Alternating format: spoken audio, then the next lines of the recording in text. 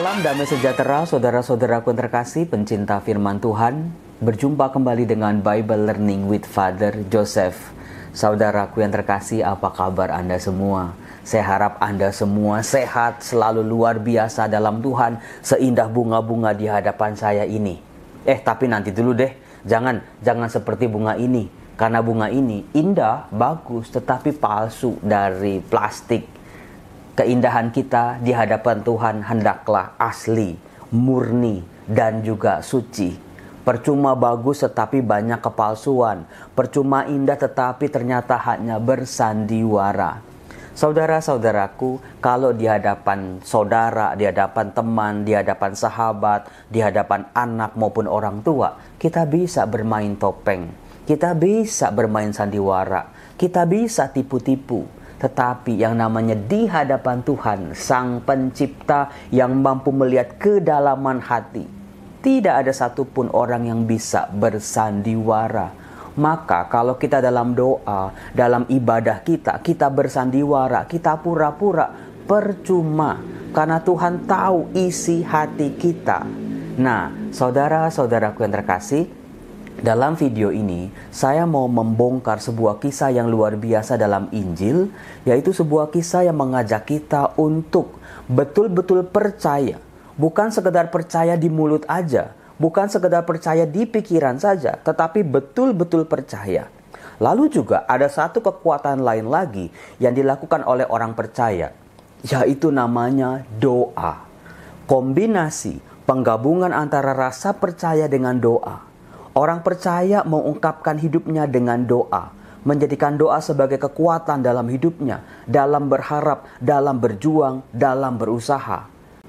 Demikian juga sebaliknya, doa-doa kita harus dilandasi dengan sebuah rasa percaya. Rasa percaya yang jangan tanggung-tanggung, tetapi sebuah tekad bulat, percaya menggantungkan diri kita, hidup kita, masa depan kita, permohonan kita pada Tuhan. Ada sebuah kisah dalam Injil Markus di mana diceritakan para murid sedang dikeroyok atau dikerumuni oleh ahli-ahli Taurat, oleh orang banyak. Mengapa? Karena mereka tidak puas, mereka kecewa karena para murid ini tidak bisa mengusir setan. Kisahnya bisa kita baca dalam Markus bab 9 ayat 14 sampai 29. Mari kita lihat. Pada suatu hari, Yesus bersama Petrus, Yakobus, dan Yohanes. Saudara-saudara, 3 murid ini selalu diajak sama Yesus kemana-mana. Kalau kita buka perikop sebelumnya, ternyata 3 murid ini diajak oleh Yesus untuk naik ke sebuah gunung yang tinggi. Di atas gunung itu, ketiga murid ini melihat pakaian Yesus berubah, wajahnya bersinar. Di situ mereka melihat Musa dan Elia. Nah, di Markus bab 9 ayat 14 ini dikatakan kisah selanjutnya. Mereka sudah turun gunung dan kembali kepada murid-murid lain. Berarti murid-murid lainnya tinggal berapa? 12 kurang 3 sama dengan 9. Dan 9 orang ini tidak ada bersama-sama dengan Yesus. Karena Yesus sedang ada di atas gunung. Lalu mereka melihat orang banyak mengerumuni para murid itu. Pertanyaannya, kita ngapain mereka? Dan beberapa ahli Taurat sedang mempersoalkan sesuatu dengan mereka. Saudara-saudara, kalau kita bayangkan, di saat-saat seperti ini, pasti para murid sedang dalam problem yang besar. Mereka harus berhadapan dengan ahli-ahli Taurat. Kalau sebelum-sebelumnya Yesus yang berhadapan dengan ahli Taurat, tetapi Yesus sedang tidak ada bersama-sama dengan mereka. Dan mereka sedang dipersoalkan. Apa yang dipersoalkan? Kita lihat. Ketika melihat Yesus, orang banyak itu tercengang-cengang semua. Dan bergegas menyambut dia. Lalu Yesus bertanya kepada mereka, apa yang kamu persoalkan dengan mereka? Kita harus detail di sini saudaraku. Pertanyaan Yesus ini diajukan kepada orang banyak, bukan kepada 9 murid yang lain tadi. Makanya di ayat 17 dikatakan, kata seorang dari orang banyak itu, Guru, anakku ini kubawa kepadamu, karena ia kerasukan roh yang membisukan dia.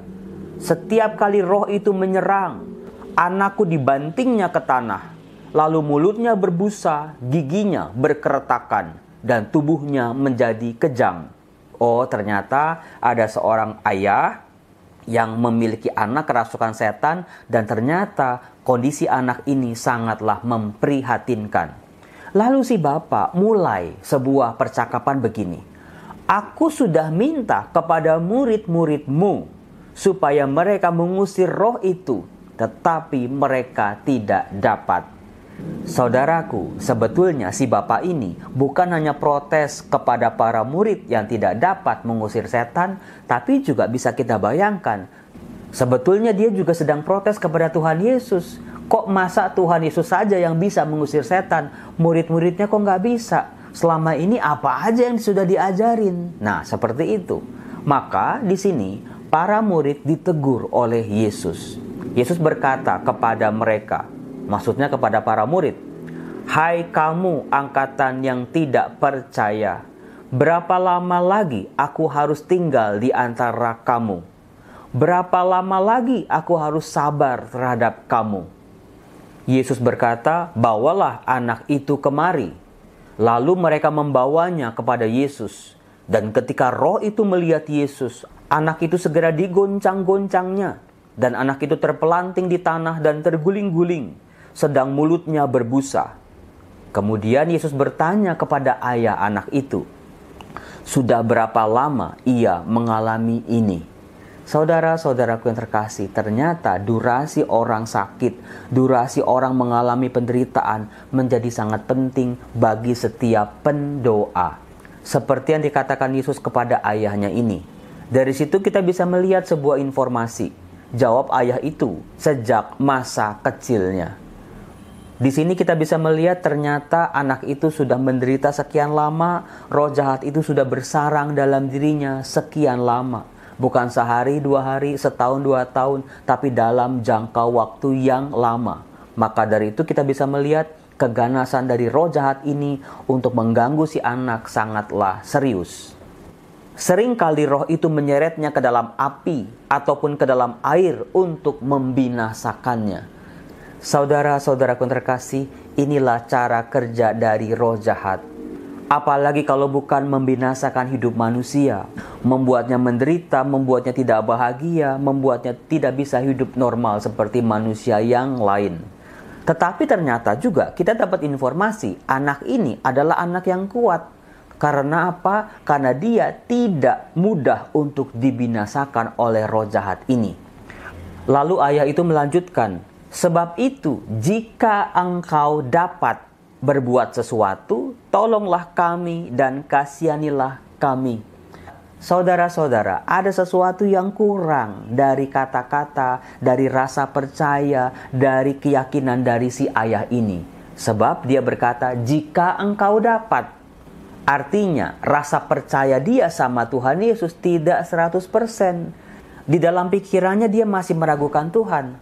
Apakah Tuhan Yesus bisa menyembuhkan anaknya? Murid-muridnya aja nggak bisa. Maka dia berkata, "Jika engkau dapat." Sebuah ungkapan kurang percaya atau kurang yakin atau meragu-ragukan Tuhan.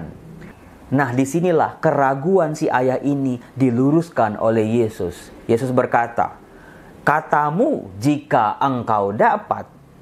Yesus melanjutkan, "Tidak ada yang mustahil bagi orang yang percaya." Saudaraku, harap ayat ini menjadi ayat emas di pikiran, di hati, dalam kehidupan kita yang mewarnai setiap doa-doa dan kehidupan kita. Tidak ada yang mustahil bagi orang percaya. Percaya dulu, berusaha dulu, yakin dulu. Tidak ada yang mustahil buat Tuhan. Nah, setelah itu si ayah langsung berteriak. Artinya mungkin dia sadar, "Oh iya, kenapa aku sampai berucap seperti itu? Kenapa aku masih tidak yakin? Kenapa aku masih ragu-ragu?" Dia berteriak, "Aku percaya. Tolonglah aku yang kurang percaya ini." Jadi sebelum memohon si ayah ini kurang percaya atau ragu-ragu, lalu diperbaiki oleh Yesus, dia diajak untuk percaya. Ketika melihat makin banyak orang yang datang berkerumun, Yesus menegur roh jahat itu dengan keras, katanya, "Hai kau roh yang menyebabkan orang menjadi bisu dan tuli, Aku memerintahkan engkau, keluarlah dari anak ini dan jangan memasukinya lagi. Lalu keluarlah roh itu sambil berteriak dan menggoncang-goncangkan anak itu dengan hebatnya.